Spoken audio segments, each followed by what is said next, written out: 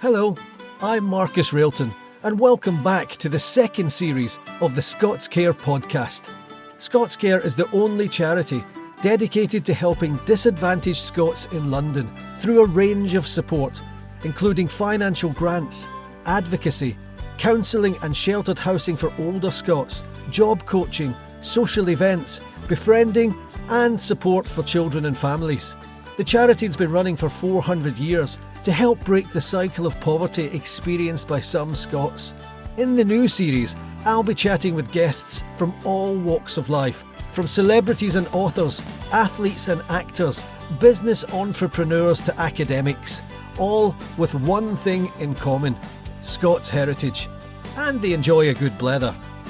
Serial entrepreneur and co-founder of the Scottish Business Network, Russell Dalgleish, joined me for a chat this week on the ScotsCare podcast. Russell spoke about growing up in Selkirk, near the Scottish borders, how he turned down the safety of banking at the beginning of his career, and how that would lead him to the discovery of what really drove him for the rest of his life so far.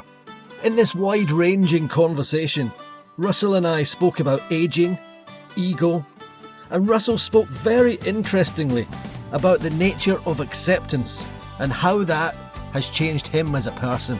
We chatted about the success of the Scottish Business Network and how more and more he's travelling the globe, helping people and businesses on a worldwide scale. In fact, until we connected on our Zoom call, I hadn't realised that while I'm in London, Russell would be in Sweden. So let's kick off this latest episode of the ScotsCare podcast with Russell Dalgleish, all the way from Sweden. Hello. Hi there. How are you? I'm very well. I'm out in Sweden at the moment. Oh, are you? That's nice. I've never been there. You never been to Sweden? You say that as if you've never been to Greg's. No, I've never been to. Wow. I've never been to Sweden. Why are you in Sweden? Not for the flat pack furniture. We do, as chair of Scottish Business Network, I travel quite a lot looking to build alliances around the world to support Scotland. Yeah. So Sweden's quite an interesting opportunity for us. So historically, we've got very strong links through oil and gas with Norway. Yeah. And I've got very strong links into Copenhagen and Denmark. But Sweden was an area I didn't really know, so I took the opportunity to visit. So I'm in southern Sweden at the moment and down to Malmo tomorrow. That's interesting. Have you ever done your DNA, Russell? My wife and I did our DNA recently, and all my DNA seemed to come from Scandinavia. Okay. And then into Scotland. So I presume it was kind of Vikings settling Scotland and stuff like that. But yeah, my wife's from a Jewish background, so she was much more European. Right. But, okay. Yeah, I had a lot of kind of Scandinavian in my DNA. It was fascinating. You should do it. It's an interesting exercise. I'll have a look. Yeah, I think there's loads of them out there. We used one called 23andMe, and then you can trace. Yeah, all sorts of things pop up. Kind of strange. Well, we know ecology.com quite well because they're based out of Salt Lake City in Utah. Oh, yeah. And one of our advisors is there. And I think the guy that runs Ancestry.com's on the same street as them or something, he was telling me. Oh, really? So I kind of know them that way. Yeah, I believe I've got friends that are Mormons, and they were always very big into tracing their background and tracing their ancestry. Yeah. I got friends now who grew up with me in Clydebank and then moved out to Salt Lake City. It's the third biggest fintech hub in the world, so I know it through technology. So it's amazing that the innovation that's going on there at the moment. Russell, it's lovely to have you. Where did you grow up? My family are all from Selkirk in the Scottish borders, so I was born there, and the family, we traced back the family roots to the 1400s. When they were about 5 miles up the Tweed Valley from Selkirk. That's fascinating. And are you still based in Selkirk, or where are you now? Because you travel so much. I was the first generation to go on to further education. So I went to Napier, which was a college then in the 80s. Yeah. And then we moved out to Linlithgow, and that's where we brought up the family. And Napier's in Edinburgh, isn't it? Yeah, that's right. It's interesting. I was thinking that when I was thinking about talking to you and doing some research, and I was wondering, because the impression that I get of you now is as you're quite a serious person, and I wondered if you were a studious person when you were at school. What were you like as a child? No, I had I suppose what you call it, a troubled upbringing. So no, I wasn't studious at all. But when I hit 16, I realised that I wanted to leave the town, so to move on to somewhere else. I liked the idea of the outside world. So I realised there were only two routes out, and one was to go on to further education, and one was to join the army. So I decided that I preferred the education route. So I discovered that I had an ability to cram exams. So to prepare on 2 weeks, try and memorise an entire course and then regurgitate as much as possible. So that got me to college. And then I studied technology because that was my interest at the time. That looked like the most likely thing to get me out of the town. Were you entrepreneurial as a like a teenager at that point? Were you, because I look at what you put on with Scottish Business Network and what you do as a man and your thought leadership and all that kind of stuff. And I just wondered, were you like that from the year dot? Were you around washing people's cars as a kid and getting cash in that way? No. So I don't think we had entrepreneurs when I was a lad.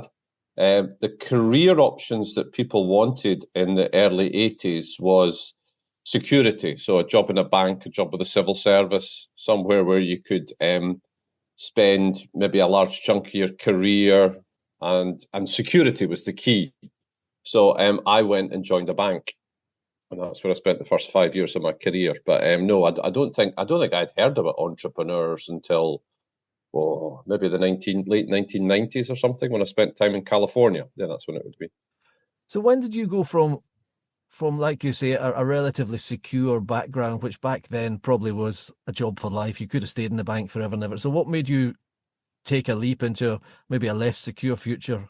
Well, it's a really interesting question because, yeah, my grandmother brought me up, and she would have said the bank was a job for life, but it was Bank of Scotland, and I outlasted them. So after 5 years at the bank, I was the first technology graduate, sort of. No, so they hired me from a sandwich course, so I was the first undergraduate they'd had. Yeah. So when I went back there full time, obviously I already had a year's experience. I was promoted quite quickly. And after 5 years, they sat me down and said, "You're doing really well, Russell. You've got to make a decision. Do you want to become a technologist, and we'll put you on training for that, or do you want to become a banker?" So those were the two options. So I went home that night, had to think about it, and came in and resigned in the morning because I never thought about it. I just didn't want to do either of those jobs. So I then started, I suppose, which was an entrepreneurial thinking, whereby I went to work for what was Fortronic in Fife. So the link there was that I'd helped to develop the auto teller networks, the cash in the wall things. So Fortronic made credit card terminals. So it was the same cards. So I went there for a couple of years, and they gave me international experience. And then I really wanted more, to be stretched more. So there was Scotland's the home of the 3.5-inch disk drive. So the 3.5-inch disk drive that used to be in everyone's computer on their desktop was copyrighted in Glenrothes.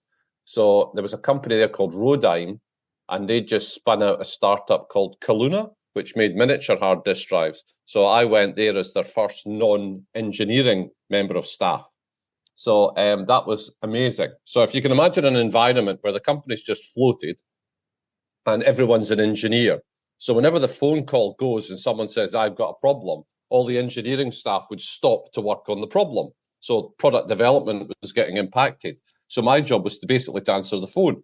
So the phone would, on the first day, the phone call in the morning came from the Russian Navy, who were testing the drive on submarines. And in the afternoon, it was NASA, who were going to test the drive in the shuttle. And That was it. That was transformational for me, because I realized that I was the communicator. So what I had to do was to understand what the question was, get them to fax it to me. And then I would sit down twice a week with the engineering director to work out which of these customer problems we were going to prioritize. And 2 weeks after that, I was at Comdex Fall in Las Vegas, and it kind of took off from there. So that was a kind of transformational piece, because that's when I discovered that I had this communication ability, and I was best suited to using that in international markets. So that's kind of what that took me there. Well, that's interesting, because when you took the leap, or when you said, you know what, I'm not going to be a banker, because you could have sat down and said, you know what, A, that's quite a safe job, and B, I could probably make a good financial living from being a banker, get good cash out of that. And so you took this leap, and at that point you didn't know whether it was going to be financially successful for you. You just knew you didn't want to do the other thing. You wanted to do something more interesting. And is it fair to say that's what drives you as a person? Is something, as much as money is obviously important to all of us, it's got to be interesting for you to get on board? So for the first half of my career, it was about climbing imaginary ladders. So ending up as chief exec and managing director of companies. And then the second half of my career has been about my key focus, which was on helping others. So my role today is simply to use my experience, my expertise, and my networks to help others. And that's what I've done for the last, must be 23 years now. Did you know ScotsCare can help second and even third generation Scots break the cycle of deprivation? Key services include financial grants, homelessness support, mental health support, social events for the Scots community, and more. Let me ask you this. What does a typical day look like for you then? Are you a ferociously early riser? Do you try and squeeze in 97 things every day? Or what's Russell's typical day? There one? I don't have a typical day because I have a very low boredom threshold. So if we look at what today is Monday, so I'm in Sweden. So I was up early to do Monday morning. So there was a lot of calls. There was emails to process, then a lot of calls. And that makes it by 11 o'clock, I'm more or less free.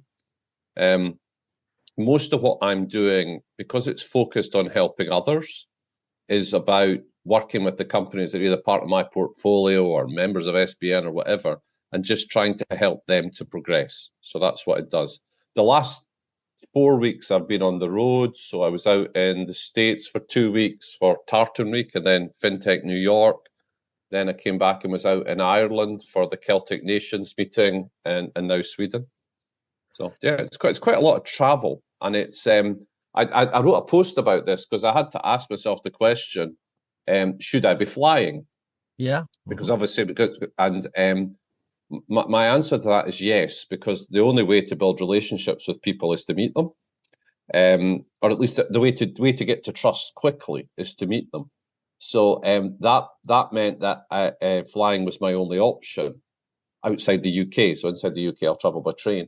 But what I do is one of the businesses that we started at Scottish Business Network is Net Zero Nation. And what we do there is we work with SMEs to help them reduce their carbon footprint. So that's my balance, is that we've had 110 companies through the programme where we're helping them reduce their carbon footprint. Is it something you think about within the business equation quite a lot now? Because you're a family man, you've got kids, haven't you? You're thinking about the future of the planet and how we can make it a better place, how we can leave it a better place for our children. I suppose so. It's probably more about a responsibility which comes about from understanding why you're here on the planet. So I spent a long time trying to work out why was I here, and then from that to work out my goal and my vision. So if you look at the skills and talents that I've been fortunately blessed with, it's to try to see how can I use them to help others. So part of that comes into that. So if I'm a good communicator and a good network builder, then being able to pull people together. So if you look at Net Zero Nation, so that was an idea by an SBN member, Tweedy Brown, who said we should try and do something before COP26 takes place in Glasgow. And that was the trigger for everything that happened next. So it's all about this purpose. So being true to my purpose all the time. At what age were you when I was a younger man, I'm in my 50s now, and I don't think I really thought about why I was here when I was a younger man. At what point, it's really interesting you say that. At what point did you start to spend more time thinking about your purpose and the bigger picture? And was it angst filled, or was it more rudimentary than that? No, it was part of a program that I was working on to help me with something else. So but part of working on that program, there was a self-evaluation process. and I became quite intrigued as to that. So there was like, I don't know, 4 billion years I wasn't here. There'll then be another 100 million years after me. Why this point in time and what to do? So trying to answer that question was really interesting. So, I'm 6'5". Am I here to get stuff off high shelves? Is that where I fit in? And I decided no, because I wasn't that didn't really sound like a career. So I'm a good communicator. I love travel, and I've developed this skill about building communities that I knew nothing about. I did a TEDx talk about it a while ago, and about this understanding I came to with the advice of people like Kingsley Atkins in Dublin, about the fact that we all seek to belong somewhere. Now, if you live in the same sort of country or same town that you were born in, you've naturally got that. You never have to consider it. Yeah. But when you're one of the fifth of the world's population who now lives in a different country from where you were born, this sense of belonging is very strong, and it's how to satisfy that sense of belonging. And that's where the community of Scottish Business Network came from. Yeah, I think that's a great point. I think the older I get, I don't know if the word's nationalistic or, but not in a political way, but I certainly feel more of a pull to Scotland. But I left Scotland when I was 27, so it's almost half my life that I've been away. And where do you live now? I live just outside London in Surrey. Yep. And I moved down to London. I went to ITN as a journalist, spent a lot of years there. But I still talk it. My wife says, when I say, "Oh, I quite like fancy moving home," and she says, "But is it home anymore?" And I think it will always be home for me. And when I think of you, I also synonymously think of Scotland. And you're obviously a very proud Scot. Were you a proud Scot from the get-go, or is that something as you've travelled the world and as you've got older that kind of pride has kind of manifested itself? So it's really interesting. I think we have to be very careful with nationalism and with what that means, and also words like proud. So I'm a businessman who has spotted an opportunity in the market to satisfy a need, and I come from that. The fact that that's aligned with a subject I know very well, Scotland, is kind of more where I come from. So I feel a sense of Scottishness when Scotland score a football goal, for example. That's a very positive sensation, but also it's a positive sensation to help someone move their company to Scotland. So it's it's a more complex. What's really found interesting is the importance of language. So when we look at Scots around the world, we're all speaking English, but when if we're in Chicago, we're speaking English in a different way culturally than we would speak English when we're in Scotland. Yeah. And we find that terms that are, where's your partner? She's out for the messages. That is a phrase which only means something to people from Scotland. Yeah. But it means the same thing to someone if they're a billionaire or a startup. So it's really intriguing. Or it's intriguing for me the way that we can use these cultural reference points to actually create community and then use community to do good. So at the current moment at Scottish Business Network, we're about to launch a philanthropic campaign in the States to raise money to execute projects to help young Scottish entrepreneurs. So that kind of fits as well.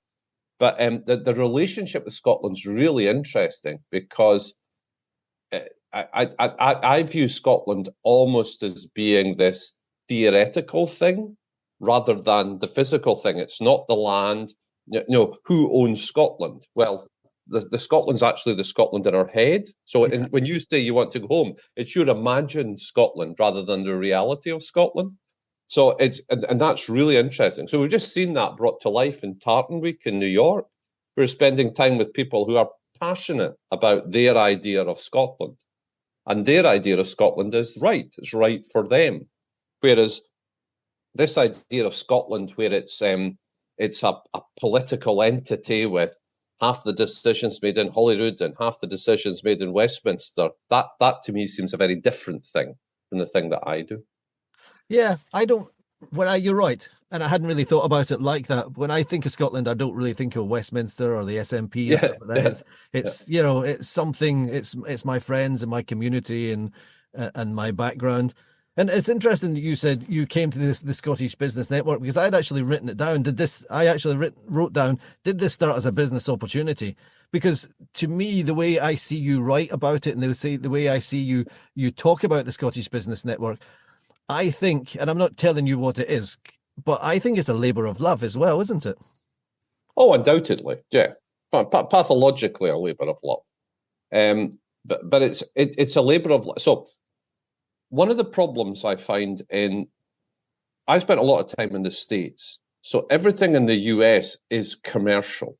People are fully conversant with the fact that they have to find some way to get money, because that money they use to protect themselves and their family. That's a really clear idea.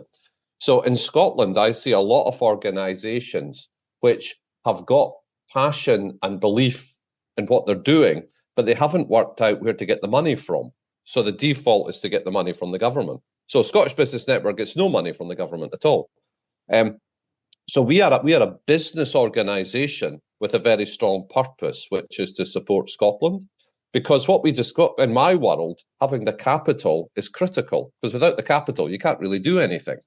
So getting access, so the commercial part of it is very important. So it's a labour of love, but it's also this, I've got 20 million people around the world who have this sensation of belonging for this thing called Scotland that's in their head. And their Scotland might be Outlander. It doesn't matter. That's their Scotland. Outlander's a huge opportunity that Scotland's missed. We could have been, that it's such a strong brand globally, so well loved, so culturally strong. And we in Scotland have kind of missed the fact that we should be using that way more, because I hear people describing it as twee, or it's not in the Scotland we want to be. It doesn't matter what us, it's the customer.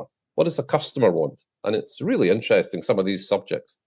Do you mean that as a country, we should be capitalising on it, the culture of it, or yeah, absolutely, as a calling card? 100%. If you think of this us as a business, what are the assets that we have? And this cultural identity that people see of Scotland around the world is very strong and very positive. So why shouldn't we be using it more? ScotsCare has a dedicated employment service to help people back into work. Our job coaches can help with skills ranging from writing a CV to building confidence in interviews. Job applications can be tough, and we're here to help with this too. Let me just go back to the Scottish Business Network for anyone listening who doesn't know what it was. Can you kind of describe what it is and what it does? And you set this up with Christine Esson. How long ago was that? 8 years ago. So basically the premise was we wanted something that brought together Scots in London. So I was spending a lot of time in London, and there wasn't really anything that I felt brought together Scots without, Burns or whiskey or something. So we started this having monthly get-togethers in London, where we would bring together local Scots in the city of London, and then we would help Scottish companies come down to meet them. So that was it. It's a very simple principle. You're a Scottish company, you want to do business in London, here's 50 people in a room that will help you. And then what happened was that's just organically scaled globally. So we now we're now a diaspora organisation, which is linking together Scots around the world to help Scotland. So then we just do whatever projects seem appropriate or of interest or someone wants to drive. And we're just creating this connection across the diaspora. Is it difficult to get traction, Russell, when you go to the United States because it's so big? Or it's really interesting. It's difficult to get traction in Scotland. So I have no problem whatsoever in getting traction globally. I've got, we've got people in all the top companies right across the US and across many parts of the world. But what we sometimes struggle with is getting an understanding from Scottish companies about taking advantage of this. So that's about the traction globally is not never really been an issue. Everybody, because these are the people with the sense of belonging. So if you're in Cincinnati and you're originally from Forfar, if we phone up and say, we've got a young Forfar startup, would you give them 5 minutes on the phone? You say yes. Yes. You don't hesitate, and you don't give them 5 minutes, you give them an hour, and you want to adopt them. You want to do whatever you can to help them because you feel the sense of belonging, and it gives you a project to work on. How far and wide is the community now spread? We did a survey a couple of years ago, and we tried to we sort of reached out to a couple of hundred Scots around the world. And what happened was we ended up with just over 1,000 responding from across 72 countries. Wow. So wow. It must be somewhat bigger than that now. I read somewhere there was like 5 million people in Scotland and 25 million Scots outside of Scotland. I think we are a travelling nation, aren't we? So it's really interesting. So our diaspora, if you like, is open to all. So you may have no links with Scotland at all, but you like the idea of Scotland. You like the culture of Scotland. You're in love with whiskey. You like golf. Whatever it is. So you're part of it as well. So we would say it's much larger. So the positivity around Scotland, around the world, is very high. Yeah. And that's something that we try to capitalise on.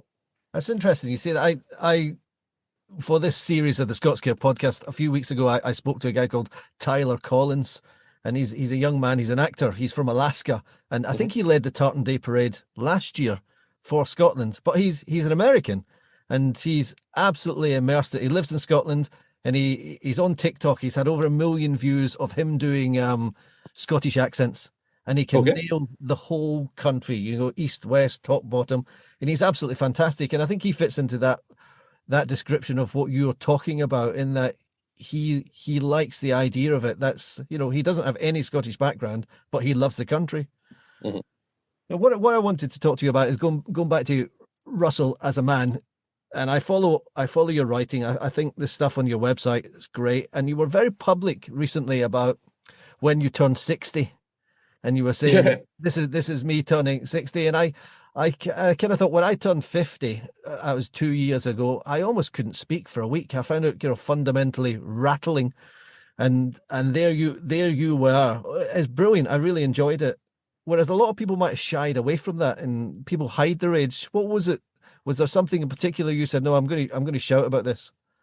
So it's not as clever as that. So I've had huge commercial success through using LinkedIn as a platform. And the way I use LinkedIn is I use it as my own newspaper. So I publish a story every day, then I have editorial, which is all the stuff I like and share and everything. So a couple of, maybe about 9 months ago, I changed the way I used LinkedIn, and I started to write it as though it was a journal. So every day I just get up and I write an article for LinkedIn based on what I'm thinking about, just as you would in private into a journal. So I think this morning I woke up, I think I did a bad dream or something about things that have gone wrong in business. And I wrote a piece about how you get unstuck. Some bad things happen in your business, like you run out of money. How do you get going again? So I wrote about that. And the one about turning 60 was quite obviously, it was on my mind because I woke up that morning and thought, I'm now 60. So I just wrote about how I felt about that. And it's been really interesting because I've had a great feedback from around the world with people identifying, because it's like my authentic voice. Yes. It's probably it swears a bit less than real Russell, but digital Russell just shares these thoughts. And it's incredibly cathartic to me, and it doesn't feel like work.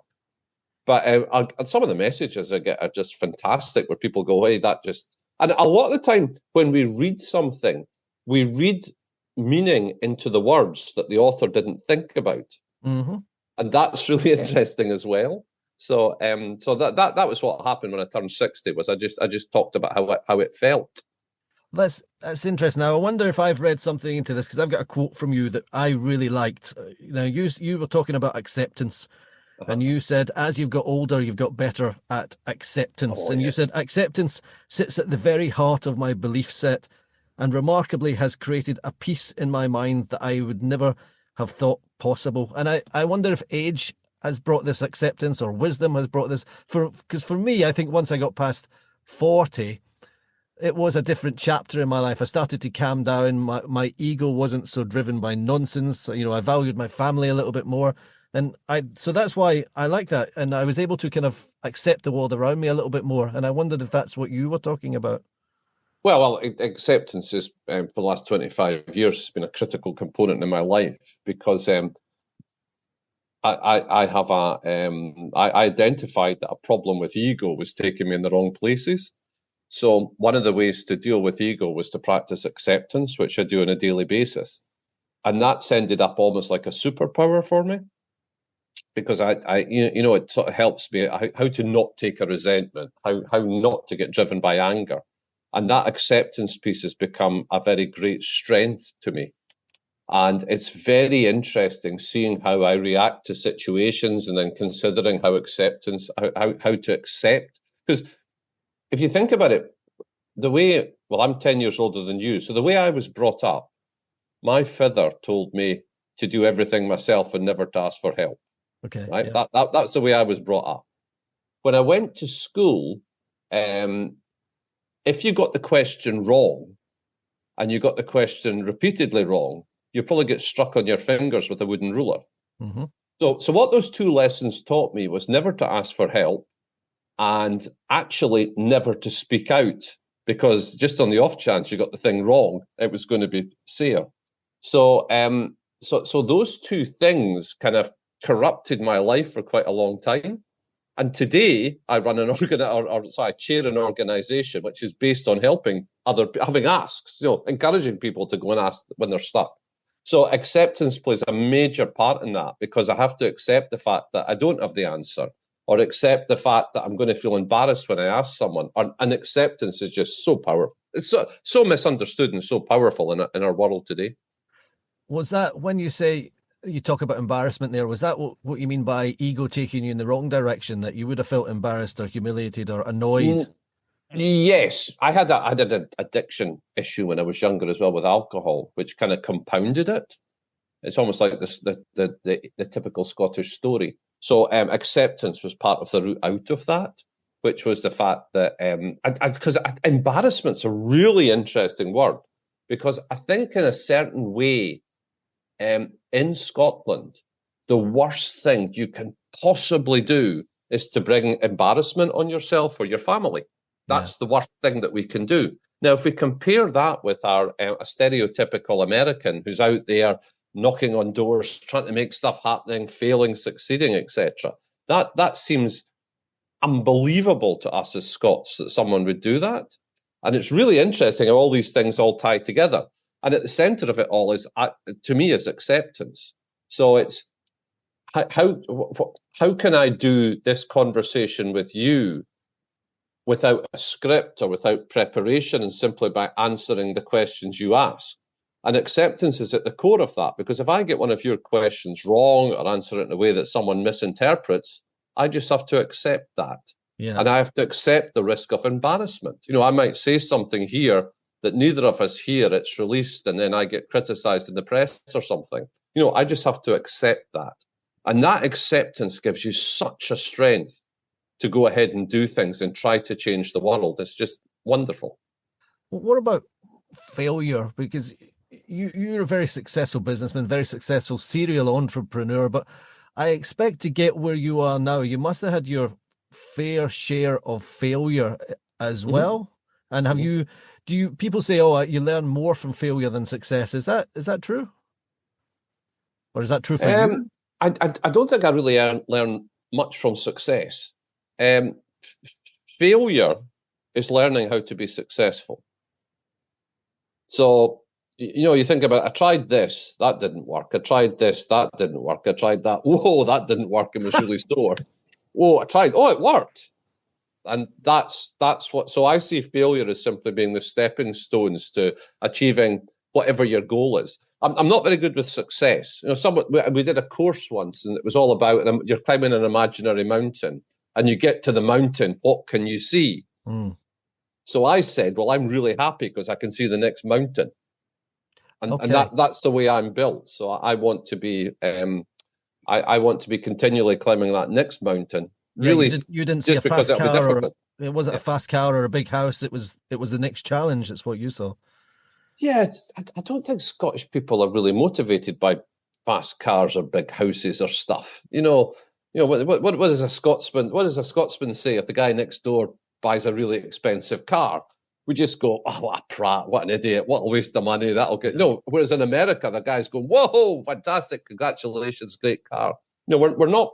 We've got a very privileged existence in Scotland where we don't require huge sums of money to to live an incredibly high standard of living, and that's a privilege that we have, and we have to accept that. And if you look at the charity you work for, it's up to us to support you so that you can support the other people who are not that way fortunate.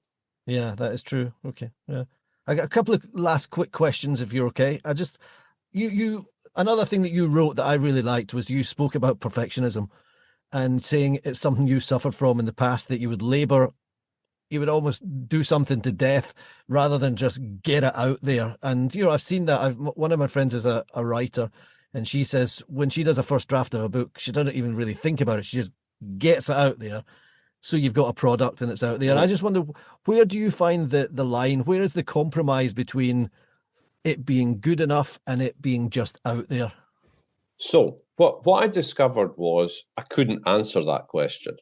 So what I would do is I would set a timer, and I would say whatever state it's in at the end of these 45 minutes, we publish then, or we send the email then, and that'll be good enough. So because it wasn't possible to sort of go, well that's good enough, I'll send it. Whereas actually doing it to a time limit worked really well. And then the second part is not being too obsessed. So someone writes to me and goes, Russell, you've misspelt this word on your LinkedIn post. And I go, thank you, I've changed it. No, it's just, there you go. There's no concern there about that embarrassment. And it comes back to that embarrassment thing again. Because when we think about, we want it to be, it's like it's good enough. Our mother would have been all right with that one. These family values that we have in Scotland are really strong and affect us all. But perfectionism, I addressed it with a timer. Yeah, I like that. And I like the fact you talk about the LinkedIn thing. I've tortured myself often where I thought I've done something well and then noticed that I've put two O's together or an apostrophe in the wrong place. And I expect I'm the only person that read it and cared. So I think the final thing I wanted to ask you was, now, going back to you were talking about being 60 and being very public about it, and you've done some posts. I was looking at where you were talking about running and being fitter, and I wonder where your ambitions lie now going forward, just as a person. I live my life 24 hours at a time, so I don't really have an ambition. What I have to try to do is to give my best for today, and then tomorrow will look after itself. And then people come to me and say, Russell, would you do? Marcus comes to me and said, Russell, would you do this podcast interview? So my sons came to me and said, would I take part in a half marathon in November? So I've said yes to that. So by default, I've got to get fit enough to do that. And probably one of the ways to get fit enough to do that is to do a half marathon in the summer. So everything in my life is triggered by someone else making the ask. Nothing is triggered by me. So therefore I don't have ambition. But it also sounds like you kind of forgive yourself for yesterday. You don't hang around worrying about what didn't go perfectly yesterday as well. No, I can't. What do they say? Yesterday's a mystery and tomorrow's not arrived yet. So I don't worry about anything like that. One of the challenges of it in my culture, though, is it can come across as arrogant. Yeah. Because people can go, well, it's all right for you, Russell, and you can do this and you can do that. And again, I have to bring in my acceptance there and go, you have every right to think that. All I can do is to try to honestly share what I feel at the time. Russell, it's been lovely talking to you. You've not come across as arrogant at all.